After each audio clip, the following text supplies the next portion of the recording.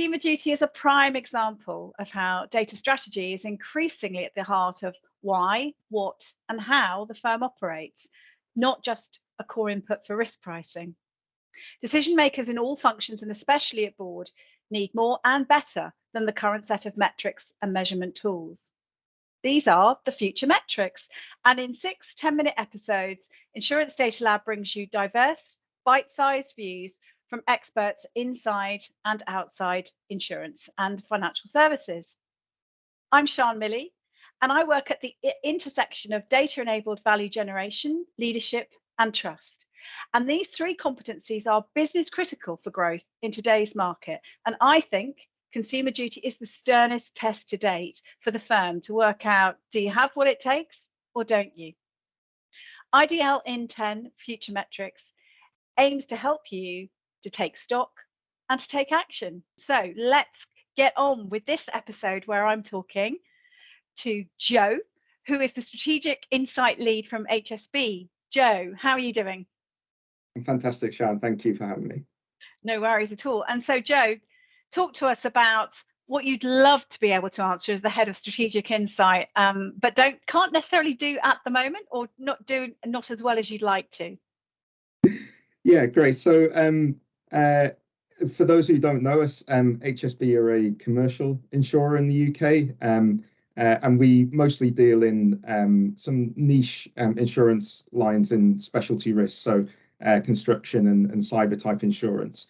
My day-to-day role is kind of half making sure that we're writing good risks, and then half making sure that we're writing it in a good way so that we're getting good customer outcomes.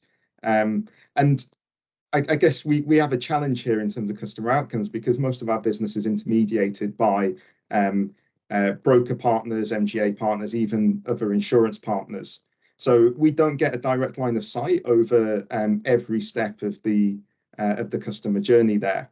For the purposes of today's conversation, I've tried to look at where this sort of intersection between good risk, which I spend a lot of time looking at, and good customer outcomes might sit. From my perspective, I'm really looking at the customer culture and the company culture of some of those partners that we're working with. So there are 3 topics that I wanted to cover off today, which I think really shape a company's culture. Those are environmental and social impact, diversity, equity and inclusion, and agility and resilience. And I'll just take hopefully about 5 minutes to step you through a few of the ideas I had about the type of measurements and indicators we could capture about those 3 topics, which give us a good idea about a company's culture. And from that, we'd hope that we can guess that they've got a good customer culture at the end. So, given that it's Pride Month this month, I'll start with DE&I. So, firstly, I'd like to see the percentage split of girls, guys, and non-bis in the company. And then from there, if we could get percentages of women in management positions, we think this is a really strong indicator of a company having a good diversity, equity and inclusion strategy. Going beyond raw statistics, I know that Matt, you and Dan have done quite a bit of surveying in the past. We'd like to jump on some of that expertise and maybe see if you'd be interested in doing some employee satisfaction surveys. So internal surveys for brokers, MGAs and insurers across the market. From my perspective here, I'm particularly interested in understanding things like, does the company have a DEI strategy? And do they have a director or an executive sponsor of diversity, equity and inclusion strategy? Things like, do employees feel that they can be themselves at work? Further, looking at some more statistical things, I'd quite like to see whether companies have paternity and maternity support packages and what those are. Quite like to see the median pay gap between men and women. It's something that the insurance industry is trying to close, but probably moving a little slower than we'd like to see. I'd also like to see ratios between the top and bottom levels of pay in the company. And assuming the company's getting all of this right, we should be seeing that their average employee tenures are really high, and consequently the employee turnover rate is low. And I think that would be a really strong indicator of a good internal culture at a company, that staff want to stay there for a long time. So moving on to environmental and social impact. This is something which is a really big talking point within HSB at the moment. We're a member of the Munich Re insurance group, and we've got a very bold ambition for our own environmental and social impact at the moment. A couple of these stats are ones that we report ourselves, and seeing this about other companies would help us understand our place in the market, but also help us select to work with partners who share some of our environmental ambitions.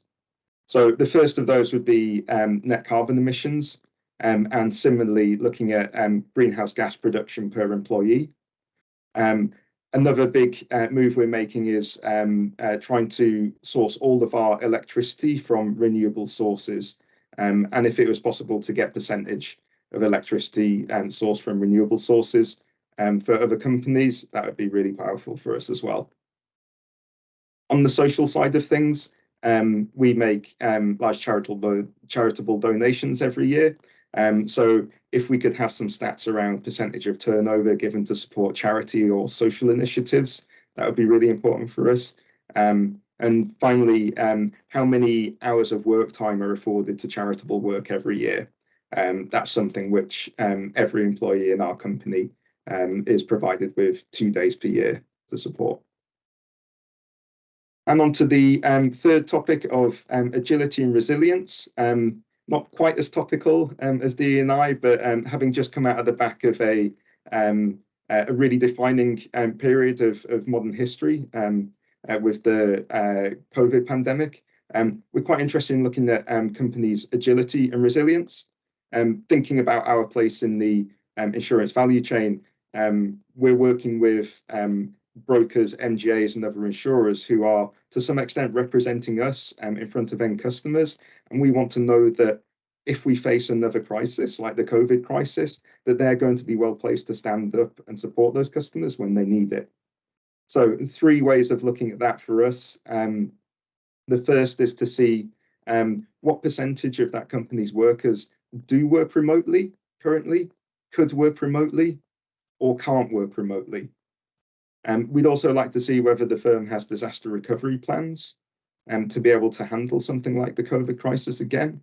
And then finally, looking at whether the firm had any government furlough taken over the last few years, and if possible, what percentage that furlough was of revenue or pre-tax profits, to get an idea about how reliant they were on payments like that to keep going. And that brings to an end my, I guess, 3 main insight areas for company culture. I've got an extra one to add in, which isn't really related to company culture, but I think would be very interesting. Potentially gives us some insights into culture. But that would be to find out what topics our company's talking about right now. The thoughts for this would be, what are the themes to articles which are being shared or liked on social media platforms? What are the subjects of webinars that they're either attending or hosting or talking about? What are the titles of their press releases? And it'd be quite cool from our perspective to be able to search for topics like identity theft or mentorship, and find out which companies are discussing those publicly.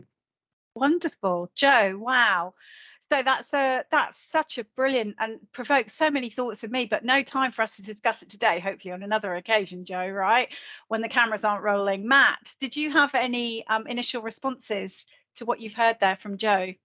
Yeah, thanks, Shan, and thanks, Joe, for that as well. I thought it was really great to hear you talking about culture so much. I think sometimes we can get a bit bogged down with the financials in the insurance industry, and I think maybe historically some of the culture stuff might have been neglected. So that's been some great kind of food for thought on some of the metrics that can be used really to help track culture, and then how that feeds into the business performance as well. That kind of key link there to help connect the two. I think that's going to be really important. And it's great to hear you guys at HSB taking this seriously and, you know, really delving in what can be the future of your business and how you can get your staff on board with that and develop that culture that helps them grow as well as the business. I think that's really interesting.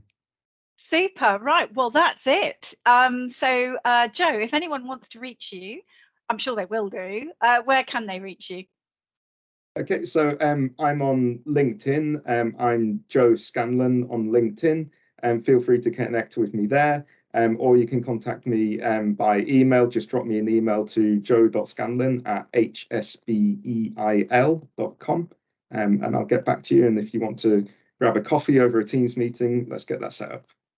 Get ready for the deluge, Joe, is all that I can say to that. Well, thank you very much. Thank you, Matt. And thank you for tuning in, and see you for the next episode. Goodbye.